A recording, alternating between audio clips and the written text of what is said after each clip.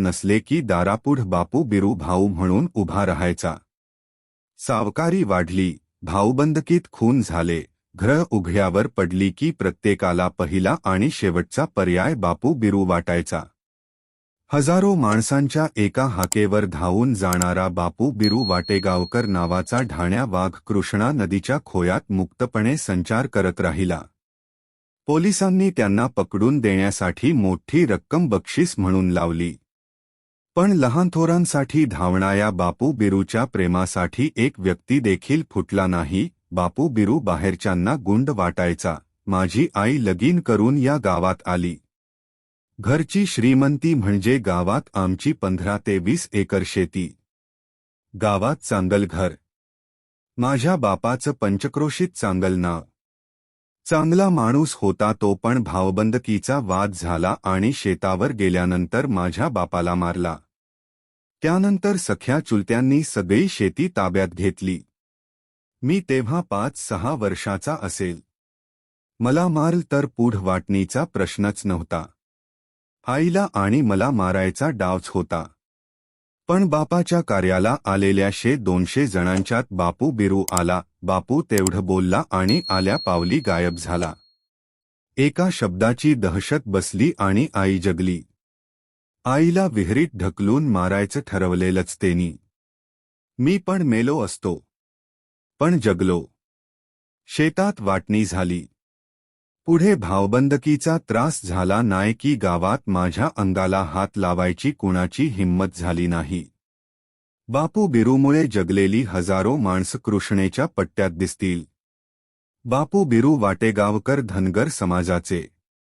अनेकजण त्यांच्यावर आरोप करायचा म्हणून मराठा विरुद्ध धनगर अशी जातीय किनार देखील देतात. पण हे अनेकजण या भागातले नसतातच मुळी. जातीनुसार सांगायचं झालं तर बापू बिरूमुळे जीव वाचलेली कित्येक माणसं मराठा होती. मुळात बापू बिरूंनी कधी जात बघितलीच नाही. जो गरिबाला नडतो त्याला तोडायचा.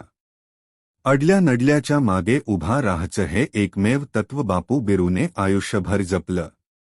ताकारी आणि इस्लामपूरच्या दरम्यान असणारं कृष्णेच्या काठावरचं एक श्रीमंत गाव. गावाला शेतीच क्षेत्र मोठ, त्यात पूर्वीपासूनची श्रीमंती. ब्रिटिशात सरकार गेल्यानंतर भारताच प्रशासन सुरू झालं होतं. गावगाड्यात अजून पोलीस यंत्रणा तितकी सक्षम नव्हती. मुळात लोकशाहीची पाळेमुळे म्हणावी तितकी रुजली नव्हती.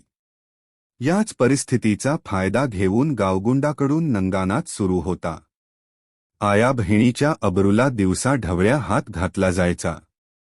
एखाद्याचं बोकड घेऊन मटणाच्या पंक्ती बसायच्या तर एखाद्याच्या घरातल्या बाईच्या पदराला हात घातला जायचा. असाच गावातला गुंड म्हणजे रंग्या शिंदे. रंग्या शिंदेची 35 जणांची गँग होती. रंग्याची मातंग समाजातील एका बाईवर नजर होती. तो त्या बाईच्या घरात शिरला आणि तिला सांगितलं, नवरा सोड, पोरं सोड आणि माझ्याकडे येऊन राहा. बाई म्हणली, मरणाला भीत नाय आम्ही. झालं पण तसंच. ती बाई मेली पण रंग्या शिंदेकडे गेली नाही. ही गोष्ट बापू बिरूला समजली. तेव्हाच रंग्या शिंदेला संपवण्याचा डाव बापू बिरूने आखला होता. काळात गावात गणपती बसलेली. गणपती समोर ओव्याचा कार्यक्रम चालू होता. रात्रीचे 11 वाजले आणि मंडपात रंग्या शिंदे घुसला. रंग्या शिंदेने बायकांच्या अंगावर हात घालायला सुरुवात केली.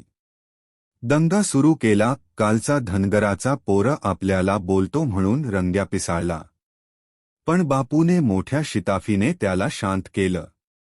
बापू बिरू म्हणले, चला माग बसू घोंगडीवर, पान खाऊया. रंग्या बापूबरोबर घोंगडीवर बसला. तेव्हा रंग्याला मातंग समाजातील त्या महिलेच्या खुनाबद्दल अटक केली होती. पण पुरावा आणि साक्षीदार नसल्याने त्याला सोडलं होतं. रंग्या त्यामुळेच जास्त माजला होता. बापू शेजारी बसून सुपारी कातरू लागले. त्यांच्या खिशात चाकू होता. शेजारीच कुऱ्हाड होती. कुऱ्हाडीने मारायचा तर कोणीतरी अडवलं असतं आणि उलटी बापूचीच गेम झाली असती. म्हणून बापूंनी चाकून रंग्याला भोगसायचा निर्णय घेतला. बसल्या जागेवर कंबरेला लावलेला चाकू खोलता येत नव्हता म्हणून बापू उठले. बापू उठले तसा रंग्या शिदेला संशय आला. कुठं चालला या प्रश्नावर बापू म्हणले, मुताय चाललो. येता का? रंगा दुर्लक्ष करून पुन्हा सुपारी कातरत बसला. माग जाऊन बापूने चाकू खोलला आणि रंग्या शिंदेच्या पोटाला लावला.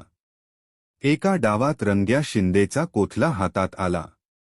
बापू तिथनं पळाले आणि उसात गेले.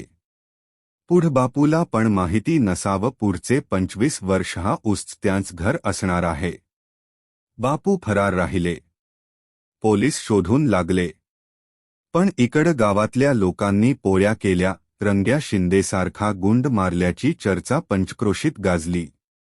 अडल्या नडलेली माणस बापू बिरू सोबत येत गेली.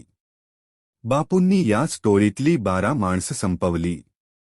बापूंच्या टोळीत 50 माणसं होती. एका वेळी बापू बिरू सोबत फक्त 2 ते 3 जणच असायचे. अशाच एका रात्री बापू 12 वाजता बहे गावच्या रामलिंगाच्या मंदिरात गेले. बापू बिरूंसोबत 2-3 होते. रात्री मंदिराच्या आवारात एक महाराज जप करत बसलेले. बापू गेले पुजायाला उठवलं. देवाचं दर्शन गेले आणि बाहेर पडू लागले. तोच जप करत असणारे महाराज आडवे आले. पोलिसाच भ्या म्हणताच महाराज म्हणाले, कोण बोरगावकर का? बापूंनी होय म्हणताच महाराज म्हणाले, लय भारी काम केलं. समद्या गावानं पोळ्या करून खाल्या. वाईट काम करणायाला संपवताना माग पुढं बघायचं नाही. फक्त एक काम करायचं, मटण खाल्ली की मस्ती येते. दारू पिली की माणूस भुलून जातो. बिडी तंबाखू कायच करायचं नाही. बाईच्या नादाला लागायचं नाय. कुणाचा पैसा घ्यायचा नाय. जेवायला मागायचं. मिळती भाकरी खायची आणि काम करायचं. त्या महाराज गोंदवलेच्या स्वामी समर्थांचे शिष्य जोगळेकर महाराज होते. पुढे बापू बिरू महाराजांच्या याच रस्त्याने वागू लागले. टोळीतला एकही जण व्यसन करायचा नाही. लोकांकडून पैसे मागायचा नाही. गावागावात बापू नावाच वादळ याच काळात सुरू झालं. दिवसभर उसात झोपायचं. अडल्यांडल्याच्या घरी जायचं. त्याची मदत करायची. कोणी आडवा आलाच तर त्याला थेट मारून टाकायचा. बापू बिरू वाटेगावकरांची दहशत फक्त गावगुंडांना होती. बायकोला नांदवणारी, वाटणीपायी भावाचा खून करणारी, आया बहिणींच्या अब्रूला धक्का लावणारे असे गुंड इतिहास जमा झाली. बापू बिरू येईल म्हणून कित्येकांनी गाव सोडली. पोलीस बापू बिरूच्या मागावर होते पण बापू बिरू काय घावत नव्हते. बापूंचा पत्ता माणसं सांगायची नाहीत. अशातच एक दिवस बापूंना वसंतदादा भेटले होते. वसंतदादा आणि राजाराम बापू दोघांनी बापू बिरूला शरण येण्यास सांगितले होते. वसंतदादा तर बापूंना म्हणाले होते की तुला एक दिवस जेलमध्ये राहून देत नाही.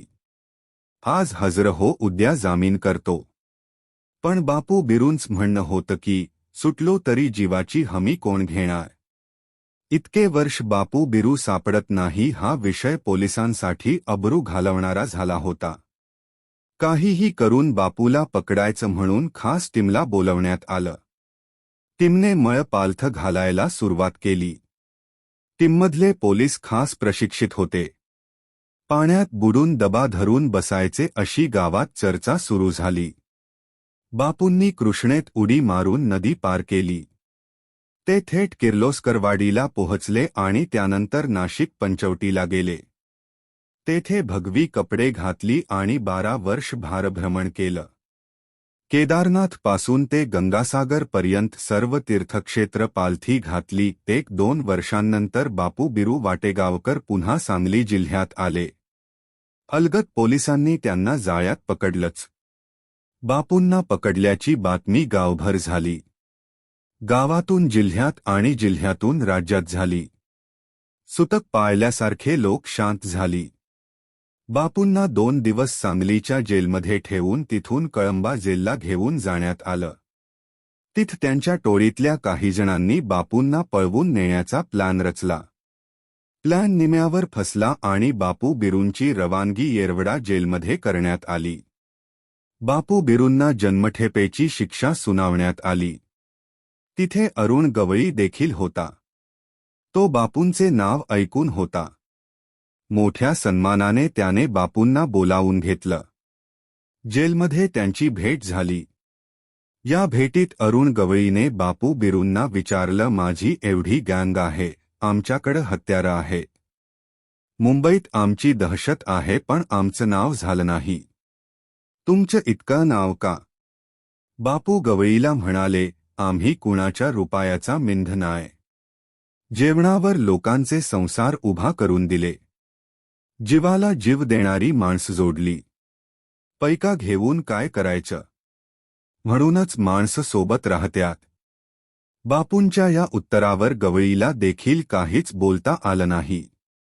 बापू बिरू जसे बाहेर होते तसेच ते जेलमध्ये राहिले. सच्चा प्रामाणिक माणसाप्रमाणे. त्यांची चांगली वर्तवणूक पाहून त्यांना सोडण्यात आलं. जेलमधून बाहेर आलेले बापू प्रवचन देऊ लागले. व्यसन करू नका म्हणून तरुणांना सांगू लागले. वयाची 100 गाठली आणि अखेर बापू बिरू नावाची धगधगती मशाला शांत झाली.